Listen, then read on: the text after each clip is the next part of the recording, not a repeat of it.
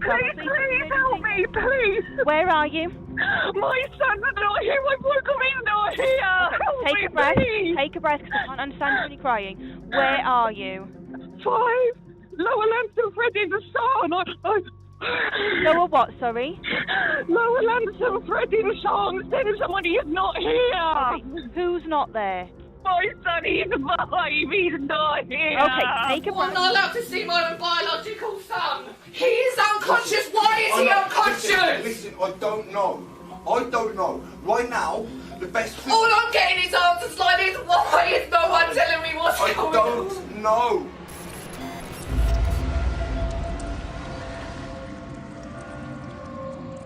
In the shadowy depths of a horrifying crime that shook the foundations of a family, community, and the very concept of trust, the story of Logan unfolds.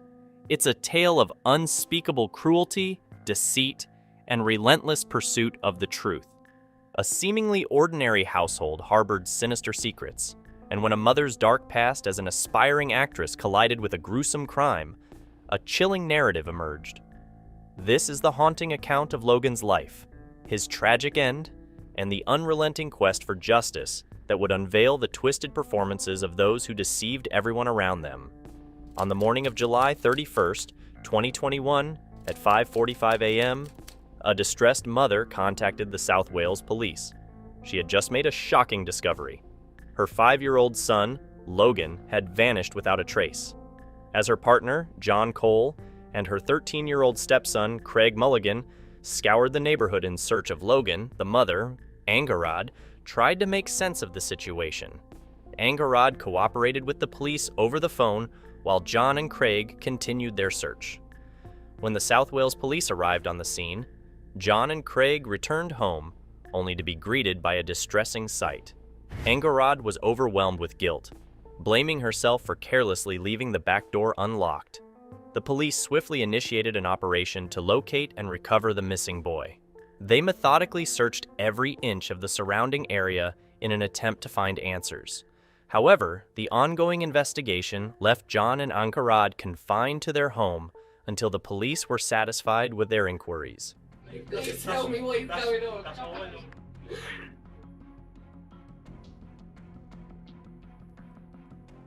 I've just seen freaks down there, and as I've gone to walk down They were all looking I've for just been him. dragged They back were all up here. looking for No, him. but I've just been dragged Yeah. back up here. You wouldn't let me search down that bottom end of the field. Is he okay? I am his mother. Yeah, I understand that. Tell me what is going on now. He's my baby. What's going on? Tragically, the situation took an even darker turn. A mere 15 minutes after Angarad's emotional call to the police, officers searching the nearby River Ogmore stumbled upon a horrifying revelation. Logan Mwangi's lifeless body was cold-heartedly discarded in the river. Upon returning to the family's residence, the officers were tasked with the heart-wrenching duty of delivering this devastating news to the family. However, the already heartbreaking news came with an even more distressing twist.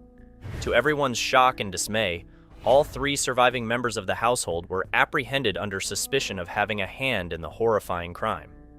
Arresting on suspicion of Logan. What? I do not have to say anything that may harm your defence if you do not mention a wet question, something which will later rely on the court. Anything you do say may be given evidence, okay? The necessity for my arrest of you today is for prompt and effective investigation, protect a vulnerable person, and to prevent the loss of skill of any additional evidence we need, okay? Right. It's unrelated, okay? Okay? Right. You're under arrest on suspicion of... Okay? So you do not have to say anything, but it may harm your defence if you do not mention one question, something which relates to the court. Anything you do say may be given evidence. Don't take my children off! No? Okay, it's as part of the investigation. But I haven't done anything wrong! Okay. Where is Logan? Where is Logan, He's please? still with us at the moment. He's still in the hospital with doctor. What happened to him? Can't explain anything further at the moment. Why is nobody talking to me? You're supposed to be helping find out what happened, not arresting me when I'm telling you my son. Okay. What is wrong with you guys? You're supposed to be helping me. Angarad, John, and Craig were subjected to individual interviews, but it swiftly became apparent that the circumstances were far from straightforward, much to the officer's disappointment. Angharad, in her defense, asserted that the evening transpired like any other. She recounted bathing Logan, tucking him into bed, and subsequently retiring to sleep herself. Logan got washed, and then I let him choose his pajamas. He had his black bottoms with his little dinosaur ones on, and he was wearing a black Spider-Man top. So we had a mixed match outfit. I put Logan to bed, and I tucked him in. What time do you think that was? About 10:30. And then I woke up and Logan wasn't there.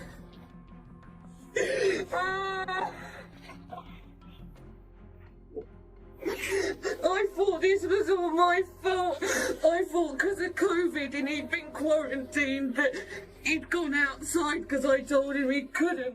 However, the interrogators remained skeptical, observing that Angharad's behavior deviated from what they typically encountered in cases involving mothers.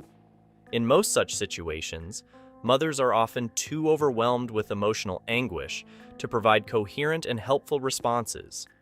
They struggle to recollect details. Yet, Angharad's demeanor was erratic, wavering between moments of composed concentration and episodes of intense emotional distress. From the CCTV, lights appear on and off at various intervals through the early hours. No, I did not switch the light off. I was asleep. This is the front gate to your house leading out onto the street. And this would be around 2:45 in the morning. It's definitely a person walking through and they're carrying a shape what looks like a body.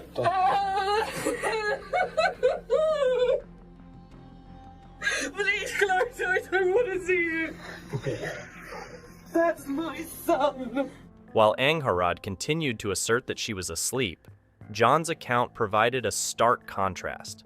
According to him, Angharad was not only awake, but she was also the one who discovered the lifeless body of Logan. Harriet said to me she heard him take his last breath. John is saying both him and you had hit Logan. You had ripped Logan's dinosaur pajamas. He was on the floor, and rather than grabbing his body, she picked him up by his t-shirt and it's ripped. This is not true, this is a lie. And John is saying he woke was to you screaming, he's Logan's dead. And Harriet was seriously frantically panicking, so was I. John recounted to the interrogators that Angharad had instructed him to take Logan's body to the river. Upon his return, he claimed that Angharad then directed him to dispose of the torn pajama top that Logan had been wearing at the time of his passing. It's noteworthy to observe how Angharad's demeanor underwent a noticeable shift when confronted with these allegations. He said that you handed him a dinosaur pajama top. You said to him, "We have got to get rid of this." No, that's false. And where is Logan's top now? I don't know. I was too busy looking for my son to look for a dinosaur top. John appeared relatively comfortable and forthcoming during the interviews, readily engaging in conversation. In contrast, Angharad struggled to make eye contact and adopted a more direct and defensive tone when her innocence was in doubt. Her emotions only surfaced when she recognized that her defensive stance wasn't assisting her, prompting her to adapt. However, a significant development awaited Angharad. Craig's testimony aligned with his stepfather's version of events, confirming himself as the unidentified second individual seen in the CCTV footage. This revelation added a further layer of complexity to the case. In the middle of the night, then Dad come into the living room with me. I know we weren't meant to do it, but we grabbed some of the rubbish in the back garden and we chucked it in the river. Now it was all in like black bags and everything. I don't know what was in the bags, I can't remember. And then about 20 minutes after, we went back out to check whether they've gone down. We didn't say anything, we were trying to be as quiet as we could because we didn't want to wake Logan or unheard. And I don't know whether Logan was still there at that point because we didn't look. As she became increasingly aware that John and Craig's testimonies were building a case against her, Angharad altered her narrative once more. While she had previously stuck to her innocence, positing the theory that Logan might have escaped and met an accidental demise, she now embarked on a new strategy. Angharad subtly started to shift the blame away from herself and onto John, portraying him as a volatile and unpredictable figure, seemingly planting the seeds to absolve herself from liability.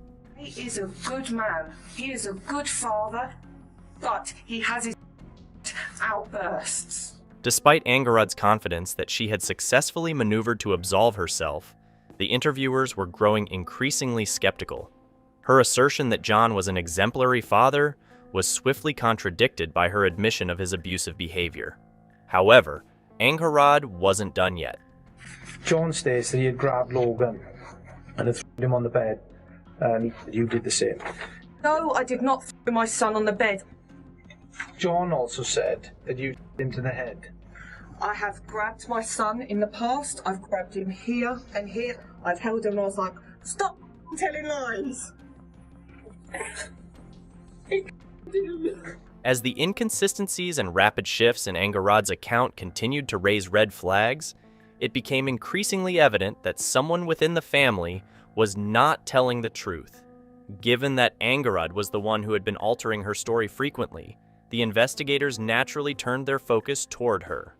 John's assertion that she had torn the pajama top and Angharad's denial created a glaring contradiction. At this juncture, investigators began to scrutinize Craig, who provided confirmation that someone within the family was indeed lying. Tell me what you can about that top. Mum ripped it.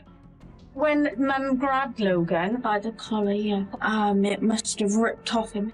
As investigators delved deeper into the case, Angharad's narrative began to crumble as both John and Craig's testimonies aligned, revealing a consistent account of events.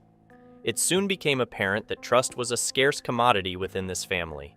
It also came to light that John was far from the innocent father he had portrayed himself to be. Officers were aware of his criminal record, but more damningly, he had a history of racism. As a former member of the National Front, John had been known to use racial slurs against Logan and had exerted pressure on Angharad to sever Logan's ties with his biological father. This additional context painted a more complex and troubling picture of the family dynamics. We are gonna just be chilling. I know no one will probably recognize me and no one knows me, but I just wanna get noticed in the face house. The family's troubled history continued to unfold, and it wasn't limited to John and Angharad. Craig, John's stepson, had his own troubled past. He had spent 6 months in foster homes due to his aggression and mental health issues, which made him a challenging child to care for. Foster families reported threats against them and disturbing statements, including an expressed desire to harm Logan. Shockingly, just 5 days before the event, John had gained custody of Craig. This raised significant concerns, given Craig's history. Neighbors painted a grim picture of the family's home life, with all 3 family members being abusive towards Logan. Disturbing incidents included Logan being subjected to extended periods in physically demanding positions and exposed to the scorching sun until he suffered burns. Friends even recounted a chilling instance where the family excluded Logan from a family meal, cruelly mocking him as he went hungry.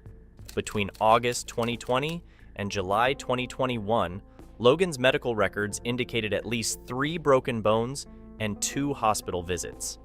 Angharad consistently claimed these injuries were accidental, but her stories changed repeatedly. At one point, she shifted the blame onto Craig, alleging that he had pushed his stepbrother down the stairs. The mounting evidence painted a troubling and distressing picture of Logan's life within the family. On July 21st, 2021, Logan tested positive for COVID-19. At the time, UK law mandated that anyone who tested positive must self-isolate to prevent the spread of the virus. Angharad and John complied with this requirement, but used it as an opportunity to subject Logan to further abuse. During his 10-day isolation period, Logan was forcibly separated from the rest of the household and confined to his room, which Angharad later compared to a dungeon.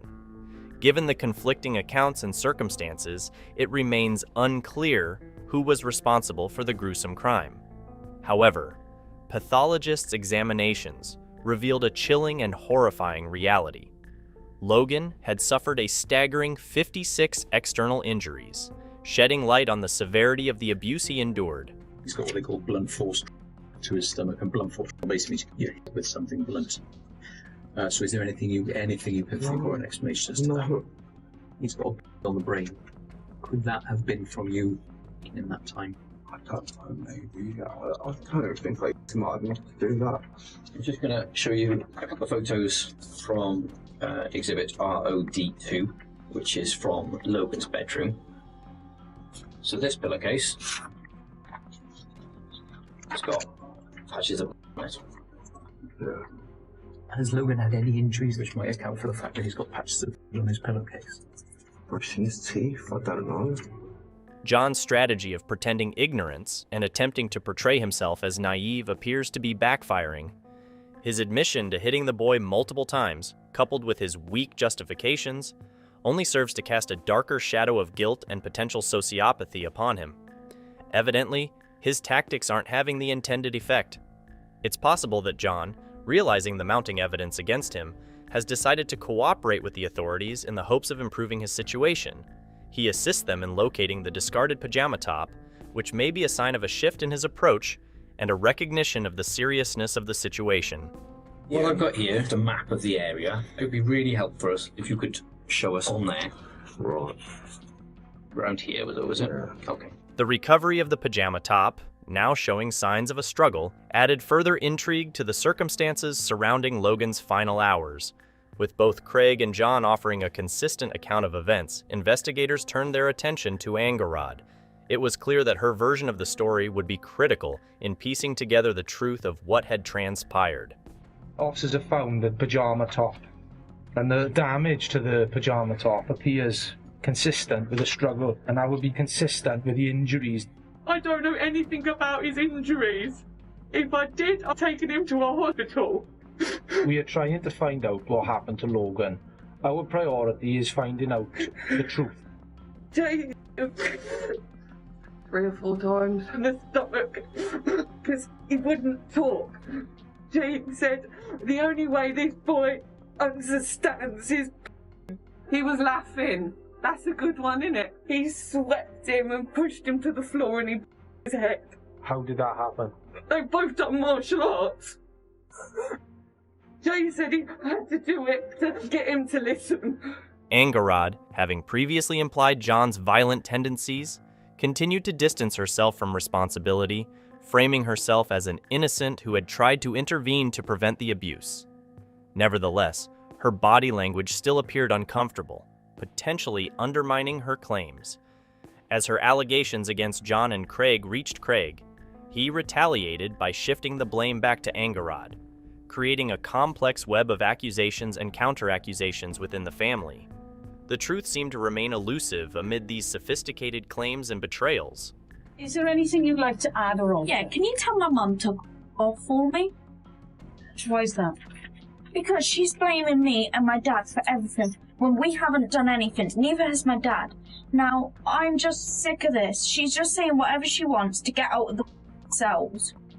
So is it that you are now changing your story after hearing what John and Craig have said about you? No comment. Were you up that night? No comment. Like they say you were? No comment. Like the CCTV says you were? Were you awake? No, I was not awake. I don't know how many times I need to say this. If I was awake, I could have saved my son. The only thing I'm guilty here for is child neglect. At the close of that fateful day, the police had charged both Craig and John with the horrible crime. However, due to Angarod's persistent evasion of the truth and her shifting narratives, she was charged with the lesser offense of perverting the course of justice. While it appeared that she had avoided more serious charges for the time being, investigators remained deeply suspicious of her involvement. 2 months later, Angarod was brought in for further questioning. Armed with the knowledge that Logan had remained alive for several hours following the fatal blunt force trauma, the investigators sought to uncover any inconsistencies in her account. Yet, Angarod maintained her strategy, refusing to deviate from her chosen narrative. The battle to uncover the full truth continued. with investigators determined to unravel the complex web of deception and secrets that shrouded this case. Was Logan in the day, on the day, or in the days leading up to his... No comment. We asked you if you knew that he was complaining of headaches, local pain, losing consciousness, vomiting. No comment. Or his abdomen, or abdominal, would have caused him severe... No comment. Is there blood on Logan's bed because you did him? And ultimately you... No comment. In this high-stakes interrogation, Angarad's inability to provide a coherent explanation and her tearful demeanor appeared to intensify suspicions about her liability. However, investigators had a crucial breakthrough. They managed to establish something Angarad had strongly denied from the outset, that she was indeed awake during the critical period. This revelation represented a significant turning point in the investigation, potentially exposing her deception and further implicating her in the tragic events that had unfolded. Lights are being switched on and off, and the opening and closing of the curtain, which is in Logan's bedroom. Okay, John and Craig are out at this point. We know from your previous accounts that it's only you at the address at that time. No comment. Both John and Craig are saying that you were awake. No comment. And this is your opportunity to set the record straight, for you to tell us anything that you feel may help us get justice for Logan and to find out what happened, to find out the truth. No comment. Angarad's last day of freedom was marked by an eerie detachment from the gravity of the situation. She spent her time binge-watching reality TV, displaying a striking absence of emotion, remorse, or grief. Her composure only shattered when she realized that her web of lies had been unraveled. On that day, she was finally charged with the gut-wrenching crime she had hoped to escape. Yet, just before the case could proceed to trial, the internet unveiled an unexpected twist. It was revealed that Angarad wasn't only a criminal, she was also a former aspiring actress who had appeared in a student film. What made this revelation even more chilling was the unsettling irony that the film she had participated in revolved around the demise of an unwell family member. This bizarre connection added a surreal layer to an already unsettling case. However, why was you taking your medication? You should know better by now.